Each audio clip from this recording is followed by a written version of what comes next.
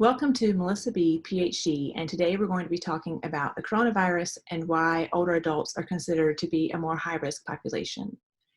So what is the coronavirus? Coronaviruses are a large family of viruses that are common in people and animals, including camels, cattle, cats, and bats. Coronavirus is considered zoonotic, which means that it can be transmitted between people and animals. So for the next couple of weeks, you might not want to hang out with the camels or the bats or the cows and just keep your cats inside. So what are the symptoms? Symptoms include fever, coughing, and shortness of breath. So how does it spread? It's not airborne. It's a new disease and we are still learning about how it is transmitted, but it's mostly transmitted through droplets. And what's a droplet? A droplet can spread about 6 feet if someone with the coronavirus has it and they cough, sneeze, or even talk to you. So the droplets come out of the mouth or the nose of that person and they can land on you or you might inhale them into your lungs. So if you have symptoms, you're the one that needs to wear the mask to protect us from your droplets. Now, if they don't do that and droplets land on you, you just need to go wash it off with some soap. So should you take antibiotics?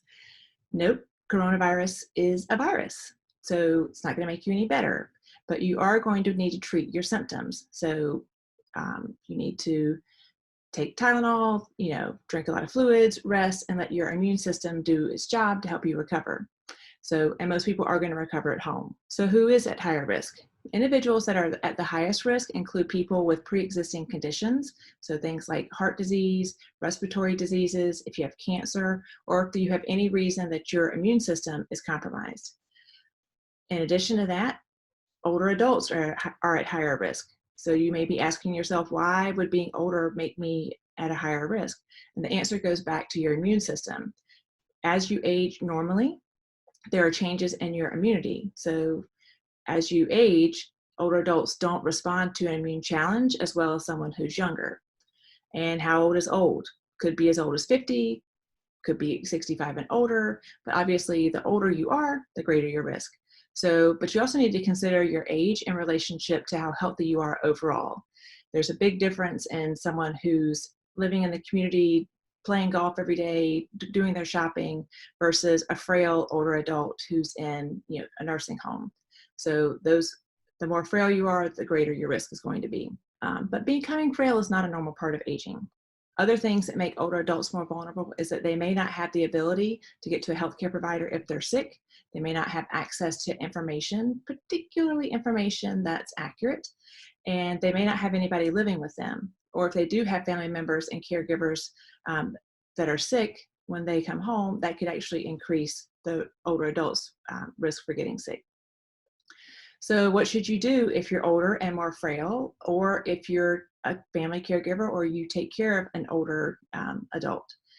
The things you need to do is you need to make sure that you have enough of your prescription medication on hand. So go ahead and get a month of your prescriptions refilled, and make sure you also have over-the-counter medications to manage the symptoms. So manage the fever, manage the cough, if you're sneezing, and then any respiratory symptoms like a humidifier. So just your basic, what would you do for the flu? That's what you're going to do for coronavirus. And also making sure you have groceries. Now, I have read through a lot of the supply lists and I don't see toilet paper on there anywhere. So this is an upper respiratory illness, not a lower situation. Also, if you have fever or symptoms, you probably shouldn't go around that older person if you can help it. And if you do, you can wear a mask, make sure you don't get your droplets on them. And then here's the big question of the hour: should you be wearing gloves? And the answer to this question is no. You just need to wash your hands. And this is before and after every interaction with your loved one.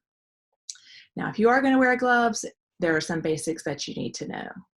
I went to the movie theater last weekend. This lady had her gloves on. She was taking everybody's ATM cards, and she went through like 5 people, got to me, took my card, and then continued on down the line. And it was like, what is the point of that?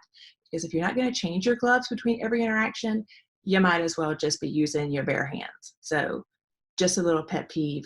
That's my public service announcement for the day. If If you have any other questions, I would recommend that you look at the CDC's website, which is the Center for Disease Control and Prevention here in the United States, or you can check the World Health Organization if you have questions about travel, any of those things. But at the end of the day, you just need to keep calm and wash your hands, and I'll see you next time. Thank you for joining me today for This is Getting Old. If you'd like to know more, you can subscribe to my YouTube channel. And if you have any questions or a related topic you'd like to hear from me about, just let me know.